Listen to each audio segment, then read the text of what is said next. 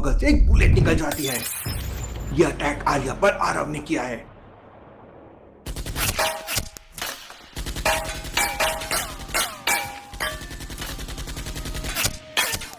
जान बचाने के लिए आलिया जल्दी से बेड के नीचे छुप जाती है। आलिया छुपकर मेहुल को कॉल करती है, लेकिन मेहुल असलम के साथ एक इंपॉर्टेंट मीटिंग में है और कॉल रिसीव नहीं कर पाता। आलिया, तेरा क्या होगा? ये किसने मुझ पर अटैक किया? इसके पहले कि आलिया कुछ कर पाती, उसके रूम में और लोग एंटर करते हैं।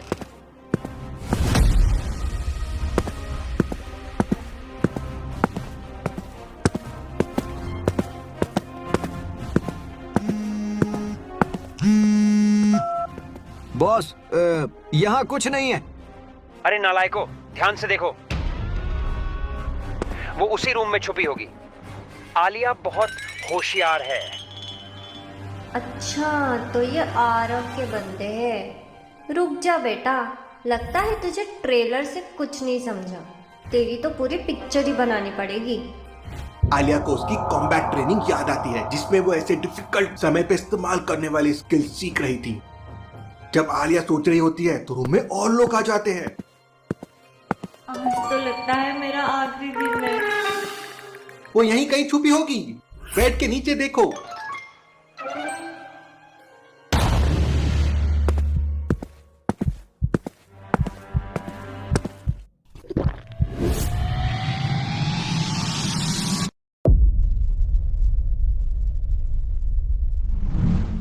यहाँ तो कोई नहीं है।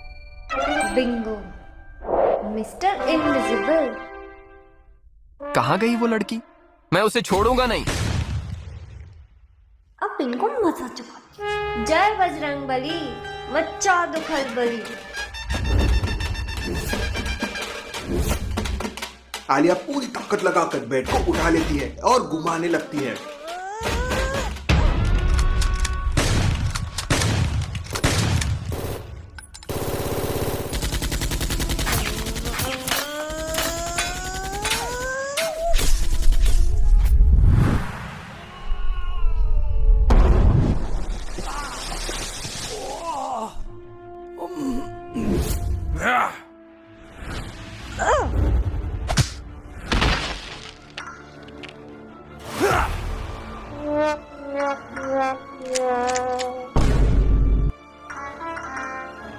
चोटिल हाथ के बावजूद आलिया आरव के सभी आदमियों की बहुत धुनाई करती है।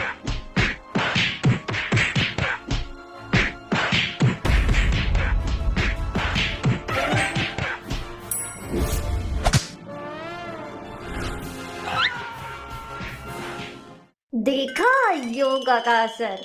मैंने सोचा जिम जाने का टाइम नहीं मिलता तो एक्शन सीन में वर्कआउट कर लेती हूँ। क्यों बच्चों, मजा आया? मेरा नाम आलिया है, सुना तो होगा। यार, मुझे तो एक्शन हीरोइन बनना चाहिए था। आलिया अभी अभी हुई फाइट से एकदम चार्ज अप है। तुरंत डॉक्टर संजना के रूम की तरफ दौड़ती है।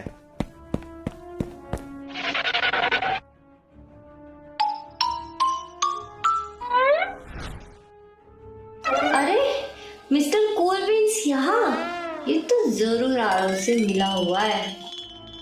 क्यों लॉजिकल आर्मी, आलिया ने ऐसा क्यों सोचा? सोचिए सोचिए।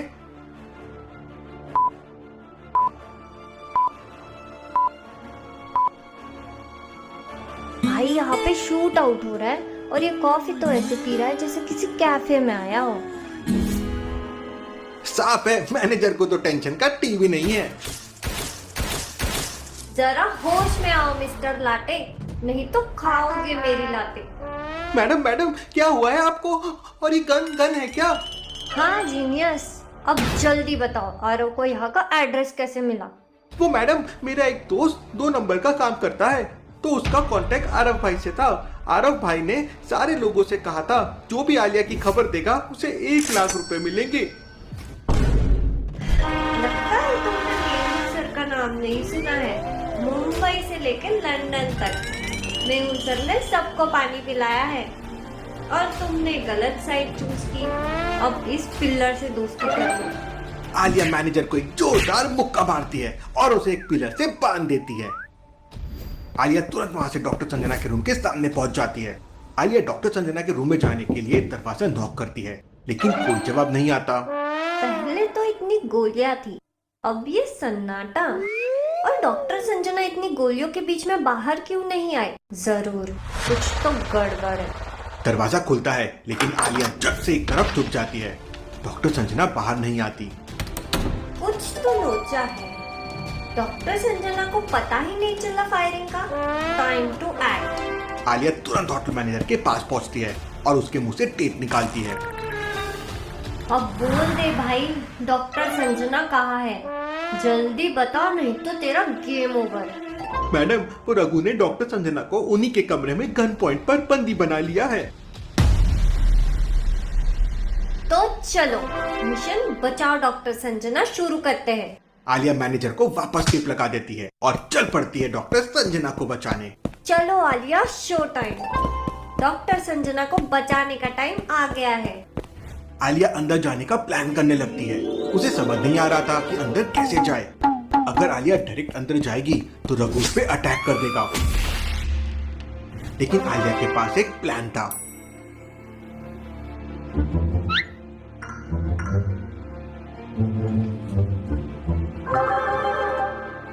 जय बजरंगबली, आज तो मैं फुल एक्शन मूड में हूँ। आलिया फूड ट्रॉली के अंदर जाती है और डॉक्टर संजना के रूम में चली जाती है। जैसे ही फूड ट्रॉली अंदर एंटर करती है, अब देख आलिया, 1 2 3 4 रघु नाइफ आलिया पे फेंकने लगता है। रघु को चाकू मारने का मास्टर भी कहते हैं। वो चाकू फेंकने में उस्ताद है।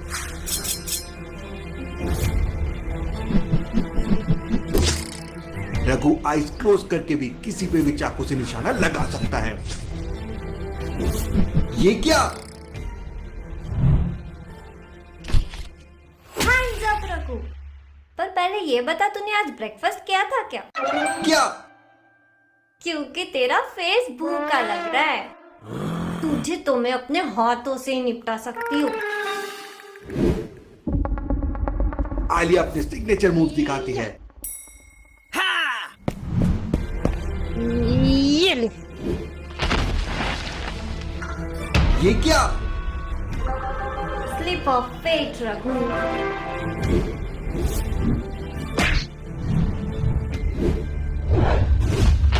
और रघु को धराशायी कर देती है।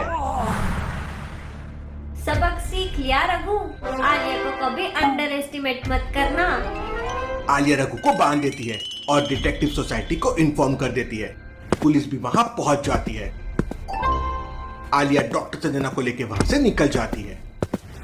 वहीं मेहुल और डिटेक्टिव असलम एक क्लब के अंदर बैठ के मार्को और माइकल का इंतजार कर रहे हैं। क्लब में दुनिया भर के खतरनाक स्मगलर्स की भीड़ थी, लेकिन मेहुल और असलम की योजना सिर्फ मार्को और माइकल को पकड़ने की है। दोनों ने अपने जैकेट के अंदर बुलेट प्रूफ वेस्ट पहन रखे हैं, अंडरवर्ल्ड के शार्प शूटर्स से बचने के लिए। मेहुल ने एक एक्स्ट्रा स्टाइलिश टच के लिए अपने गले में एक भारी गोल्ड चेन भी पहनी है। जैकेट में गन और स्मोक क्रैकर्स भी छुपा लिए हैं। किसी भी आपातकालीन स्थिति में वो काम आ सकते हैं। रात गहरी हो चुकी है, तभी मेहुल के फोन पे आलिया का वीडियो कॉल आता है। इतने रात को आलिया का कॉल, कुछ तो गड़बड़ जरूर है। वीडियो कॉल पर आलिया और डॉक्टर संजना एक हॉस्पिटल में दिखाई देते हैं। डॉक्टर संजना के हाथ में पट्टी बंधी हुई है। ये देखकर मेहुल चिंतित हो जाता है। क्या हुआ आलिया, सब ठीक तो है? सर, आरव जेल से भाग गया और उसके गुंडों ने आज सुबह होटल पर हमला किया। होटल का मैनेजर भी उनके साथ था, रघु नाम का एक आदमी। आलिया मेहुल को पूरी कहानी सुना देती है और कैसे उसने रघु को सबक सिखाया। आलिया, तुमने उसके साथ क्या किया? कुछ नहीं सर, बस थोड़ी सी पिटाई की। तभी डिटेक्टिव असलम मेहुल के कान में कुछ कहता है।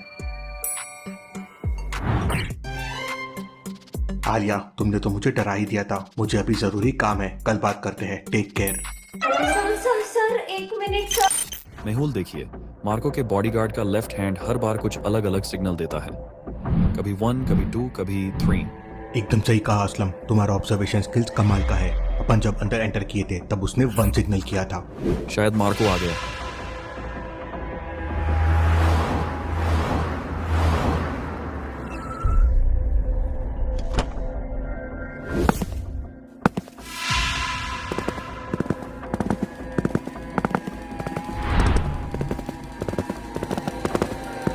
मार्को के आते ही सारे लोग उसे हाथ मिलाने लगते हैं और उसे बहुत रिस्पेक्ट देने लगते हैं। मार्को के साथ 4 बॉडीगार्ड भी थे। ये तो बहुत पावरफुल लग रहा है। He is the king of Asian smuggling market. King को भिखारी बनाने का टाइम आ गया है। अगर प्लान ए सक्सेस नहीं हुआ तो प्लान बी एग्जीक्यूट करेंगे। मेहुल, वो वाले वेटर को देखिए, वो पैसे का भूखा लग रहा है, हर एक से टिप ले रहा है। परफेक्ट, उसी से अपना प्लान ए एग्जीक्यूट करवाएंगे। अंडरवर्ल्ड के स्मगलर्स के पास एक खास पहचान का येलो कार्ड होता है जिसका डिजाइन इतना यूनिक है कि उसका डुप्लीकेट बनाना नामुमकिन है। बिना इस कार्ड के मेहुल और असलम उस हाई लेवल की मीटिंग में एंटर नहीं कर सकते। इसलिए मेहुल एक चालाक प्लान बनाता है। वो चुपके से उसी वेटर को एक नोटों की गड्डी देता है और उसे कुछ खास इंस्ट्रक्शंस देता है। मेहुल और असलम फिर अलग अलग बाथरूम्स में चले जाते हैं। My clothes! Sorry, sir. My mistake, sir. I will clear your clothes. दोनों स्मगलर्स वेटर को धक्का देकर बाथरूम की तरफ चले जाते हैं। जैसे ही वो आदमी गेट ओपन करता है, मेहुल उस स्मगलर का येलो कार्ड ले लेता है और उसके मुंह पर टेप लगाकर उसे अंदर लॉक कर देता है। उधर दूसरे बाथरूम में असलम भी इंतजार कर रहा है। स्मगलर बहुत पावरफुल है। असलम का अटेम्प्ट फेल हो जाता है। स्मगलर असलम को उठा के पटक देता है।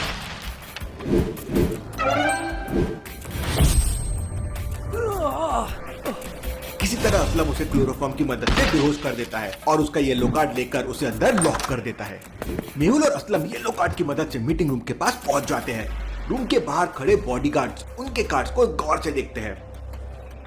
Sorry sir, you can go now. Mehul और असलम अंडरवर्ल्ड मीटिंग रूम में प्रवेश करते हैं। रूम थिएटर की तरह सजा हुआ था। मार्को प्रोजेक्टर के सामने एशियन मार्केट के पॉसिबिलिटीज के बारे में बता रहा था। There are lots of possibilities. We can't depend on Big Daddy. We can create our own kingdom. लेकिन मैं तुम्हें ऐसा नहीं करने दूंगा। माइकल अपने बॉडीगार्ड्स के साथ रूम में आ जाता है। माइकल के आने से स्मगलर्स भयभीत हो जाते हैं। बॉस अलर्ट रहना, मार्को और माइकल के बीच कभी भी गैंगवार हो सकता है। स्टॉप माइकल, बात करके प्रॉब्लम का सॉल्यूशन निकल सकता है। अगर तुम लोग आपस में ही लड़ते रहे तो इसमें हमारा ही नुकसान होगा। स्मगलर्स माइकल और मार्को को समझाने की बहुत कोशिश करते हैं। माइकल के पास इतनी सिक्योरिटी है, इसे यहाँ पकड़ना इम्पॉसिबल है। प्लान भी एग्जीक्यूट करना होगा।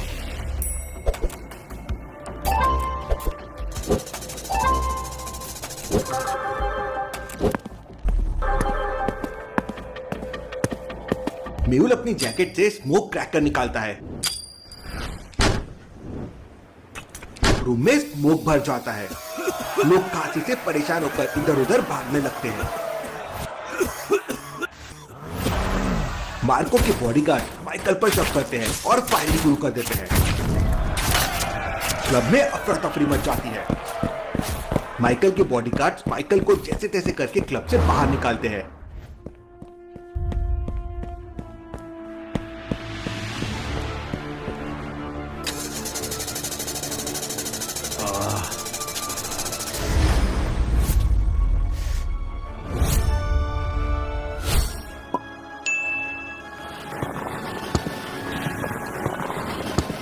और वहीं बेसमेंट में असलम बाइक लेके तैयार है, मेहुल का इंतजार कर रहा है। Let's go Aslam.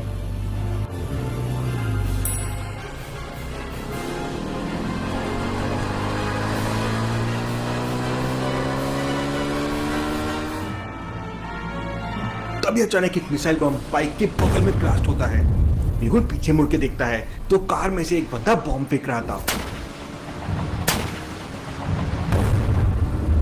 Aslam bike को जिगजैग चलाओ, अदरवाइज वो हमें मार देंगे।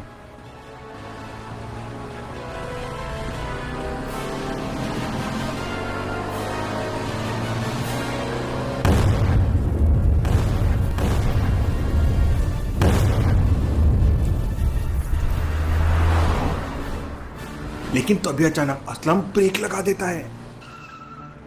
क्या हुआ असलम? मेहुल, आगे 3 रास्ते हैं। I am confused. Logical army, क्या आप बता सकते हैं मेहुल और असलम को तीनों में से कौन सा रास्ता लेना चाहिए? सोचिए सोचिए।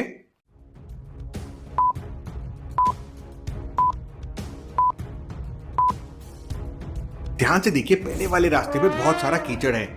यहाँ पे बाइक स्लिप हो सकती है। तीसरे रास्ते पे नुकीले स्टोन्स पड़े हुए हैं, यहाँ से बाइक के टायर फट सकते हैं। दूसरे रास्ते पर ड्राई लीव्स है, इससे बाइक को कोई नुकसान नहीं होगा। असलम दूसरा रास्ता लो। असलम तुम तो बाइक चलाने में एक्सपर्ट हो। अभी एक्सपर्ट नहीं हुआ हूँ मेहुल, हाँ लेकिन इम्प्रूव हो रहा हूँ। असलम फुल स्पीड में बाइक चला के निकल जाता है। सामने एक ब्रिज आ जाता है। ब्रिज बहुत बड़ा था और नीचे एक बहुत बड़ी नदी थी।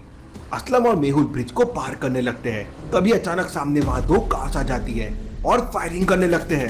अब मेहुल और असलम के पास बचने का कोई रास्ता नहीं था। पीछे वाली कार से बॉम्ब लॉन्च हो रहे थे और सामने वाली कार से फायरिंग हो रही थी। Mehul, there is no option. नहीं, स्टॉप असलम। लेकिन इससे पहले कि मेहुल कुछ कर पाता, असलम बाइक को हवा में उड़ाते हुए नदी में गिर जाता है।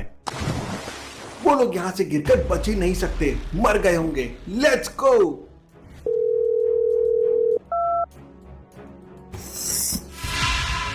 Congratulations, Daddy. Detective Mehul finished. क्या बिग डैडी जिंदा है?